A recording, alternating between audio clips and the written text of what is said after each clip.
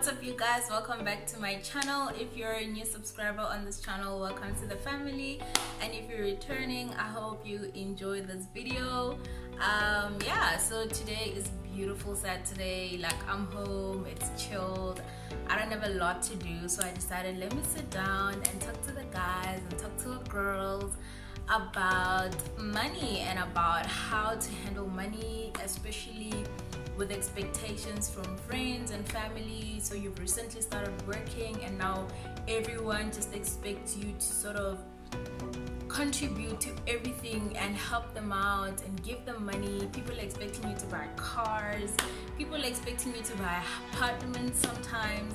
So yeah, I just want to discuss a few things about that. If you haven't subscribed already, please do subscribe, like this video if you enjoy it, and comment down below and let me know about some of the expectations that your family have on you now as a first year working trainee, or as somebody who is now earning a salary, right? So yeah, let's get into it. So I jotted down a few things based on my experience and what actually happened to me when I started working. So basically there was a lot of expectations, okay, and not necessarily from my parents, but from family and extended family, right? So the moment people hear you start working, they just automatically think you're becoming a cash cow, and I don't know, they feel like you own a bank or something. So yeah, expectations were there. People were like, yo, so when are you buying a car? When are you buying an apartment? When can we do this? Can we go this place? And it's quite difficult to say no to the people who have been rooting for you when you were in university, for people who have been helping you. It's quite difficult to say no. But then that's what I want to discuss today, to say there's a lot of expectations around money, especially when you start working, because now everyone thinks you shouldn't forget us because we help you, you know. But then for me specifically, I didn't come from that kind of family, and by family in this context I'm talking about my mom and my dad. I'm not talking about the extended family, but I'm just talking about my immediate one, right? So for my parents, there wasn't as much expectation as I thought there would be. My dad told me, I remember when he came to see my new apartment last year, the very first apartment I got after I passed CTA, he came to see it and he was like, yeah, this is beautiful, you know what, you deserve to be here, you deserve to have everything that you have, and we as your parents, your mother and I, do not expect you to help us in any way. We do not expect you to pay back what we've given to you, because it was our duty to sort of take care of you until you get to a place where you can take care of yourself. So basically for me, there wasn't an expectation to help out or to like give them money. I do when I want to and when I feel it is necessary, but it's not a you have to do this kind of thing. So knowing that we all come from different family backgrounds, we all come from different perspectives, we were raised differently. Some families will expect you, and by families I mean parents, would expect you to sort of help out, you know, with your siblings, to help out with the rest of the family sometimes. So I'm here to talk about that today, and I've received a lot of DMs on my Instagram. People are like, hey, I just started working, my mom is a single mom, she helped me through university, but now I feel like I'm obligated to build a house for her, I'm obligated to do these things for her. And it's quite natural, and it is okay to feel like you owe her, because obviously you do, even though it was her duty to raise you to a place where you get independent. But at the end of the day, we are human and we feel like we need to help out, right? So things like helping out, I think, you know, from my point of view, you just need to be as transparent as you possibly can. Firstly, let's first discuss first year trainee salary. If you have earned a salary in January, you know it's not what you expected. It's not a lot, guys, like especially if you don't have CTA. So if you started your articles and you don't have CTA, your salary is not a lot. You probably start somewhere around 8,000 rand, 9,000 rand after tax. If you do have CTA, you're probably somewhere around ranging anything from 10 or 11 to like 13 max.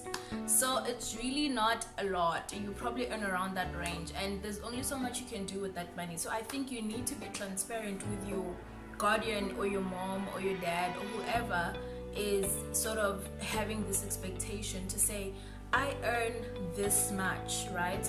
I don't know how comfortable you guys are with disclosing your actual salary, but for me it wasn't an issue because my parents didn't expect a lot, you know. So I could tell them that I earn this much, I pay this much rent, I pay this much for my living expenses, my Wi-Fi, my, you know, everything, so they can see how much you have at the end of the month. So sit them down, be transparent. Even if you don't tell them the exact figure that you earn, you can just tell them the range. Say, I earn around this much, and my expenses at the end of the month, including my rent, my car rent, my car installment, and my insurance, is about this much. So I only have this much left, and I still have to go to work every day. I still have to help out at home.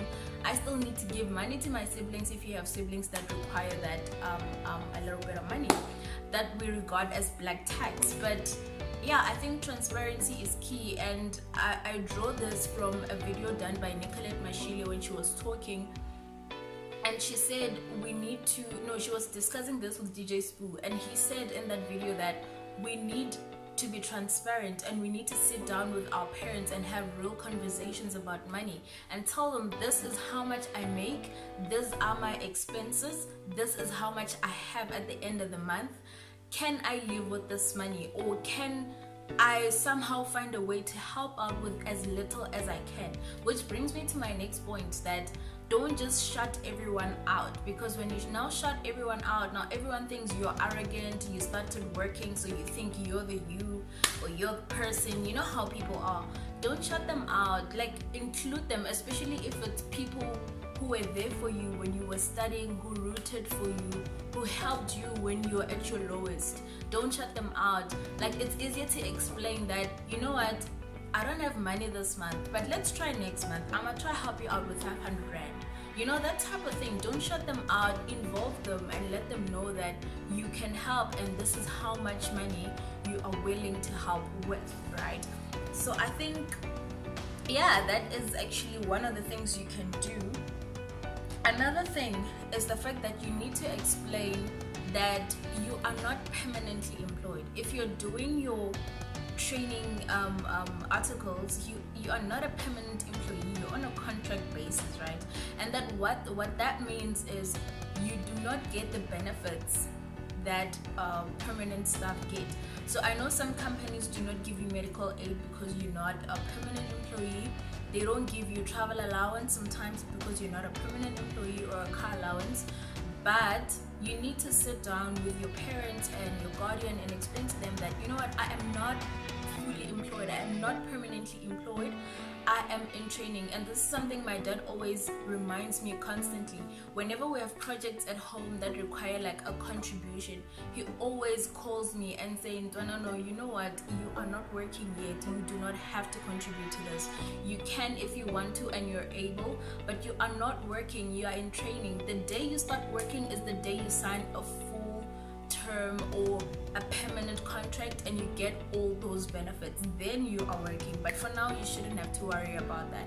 So I think it helps. Oh my gosh, my phone's ringing, guys, hold up. So yeah, I think it helps with them to understand where you're coming from and that you also don't earn a lot, and so they shouldn't have high expectations. I know we feel obligated to help them, and it's quite natural.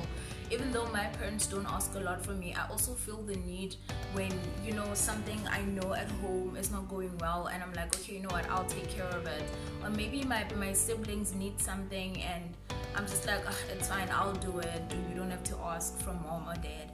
So yeah, it helps a lot, and black tax is real, guys. Like, I think we need a separate video for black tax. It is very real and it is happening in our lives, and as much as we want to make sound financial decisions, at the end of the day we still need to help out where we can, because for a lot of us, we are the first children in our families to actually work.